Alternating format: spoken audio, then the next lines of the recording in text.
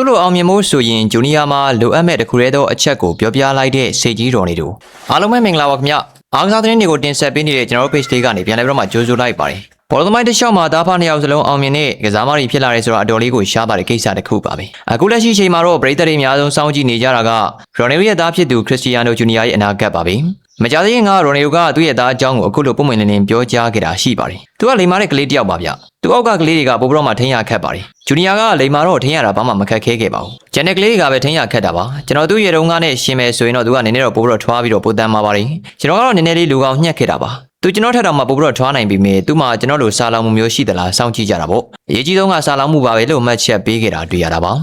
ရိုနယ်ကသူ့ရဲ့သားရဲ့ရုပ်ပိုင်းဆိုင်ရာဖွံ့ဖြိုးမှုပေါ်မှာအားရကျေနပ်မှုရှိနေပြီမဲ့စိတ်ဓာတ်ပိုင်းဆိုင်ရာနဲ့ပတ်သက်ပြီးတော့စိုးရိမ်မှုတွေရှိနေတာတွေ့ရတာပါအားကစားစိတ်ပညာရှုထောင့်ကနေကြည့်မယ်ဆိုရင်တော့ဒါကအလွန်တဘာဝကျတဲ့စိုးရိမ်မှုမျိုးဖြစ်ပါတယ်ရိုနယ်ကိုရိုင်ကဘော်ရီနိုင်ငံမတရာကျွန်းကနေအလွန်ဆင်းရဲကြက်တဲ့ဘဝကနေရုန်းကန်လာခဲ့ရသူတစ်ယောက်ပါငယ်စဉ်ကလေးကအောင်မြင်ခြင်းစိတ်ဆင်းရဲတွင်ကလွမြောက်ခြင်းစိတ်ဆိုတဲ့စာလောင်မှုကသူ့ကိုတေမတက်ကြိုးစားခြင်းစိတ်တွေဖြစ်ပေါ်စေခဲ့ပြီးတော့ကမ္ဘာကောင်းဆုံးစားမတူဖြစ်လာစေခဲ့တာပါဒါပေမဲ့ဂျူနီယာကတော့အဲ့လိုမဟုတ်ပါဘူးသူက2010ခုနှစ်မှာအမေရိကန်ပြည်ထောင်စုကယ်လီဖိုးနီးယားပြည်နယ်မှာမွေးဖွားခဲ့ပြီးတော့ဖခင်ဖြစ်သူရဲ့ဘီလီယံနာအဆင့်ချမ်းသာကြွယ်ဝမှုစိန်ကြားကြနေထိုင်မှုတွေကြားမှာကြီးပြင်းလာခဲ့ရသူတစ်ယောက်ပါဒါကြောင့်ခင်မီတေးချင်းစနစ်တွေအာဟာရပြေဝမှုတွေကြောင့်ရုပ်ပိုင်းဆိုင်ရာအရာဖခင်တက်ပုံမထွားကျိုင်းလာပြီးမြင့်ကွင်းထဲရောက်တဲ့အခါမှာအသေးလဲရှင်ပြိုင်လိုစိတ်မျိုးရှိပါမလားဆိုတာတကယ်စိန်ခုံမှုတစ်ခုဖြစ်နေတာပါပရိသတ်တွေကြားမှာလည်း American Basketball ကစားမ LeBron James နဲ့သားဖြစ်သူ Bronny တို့အကြောင်းမက်ဒီနီမီသားစုအကြောင်းဟာလန်နဲ့ဖခင် Elfie တို့အကြောင်းတွေကိုနှိုင်းယှဉ်ပြီးတော့ဂျူနီယာအနေနဲ့ဖခင်ရဲ့အရေးအောက်ကနေယုံထွက်နိုင်မလားဆိုတာအမြဲတမ်းညှင်းခုန်ဆွေးနွေးနေကြတာတွေ့ရတာပါဂျူနီယာကတော့ဖခင်ဖြစ်သူကတော့ကစားခဲ့တဲ့ Juventus Manchester United နဲ့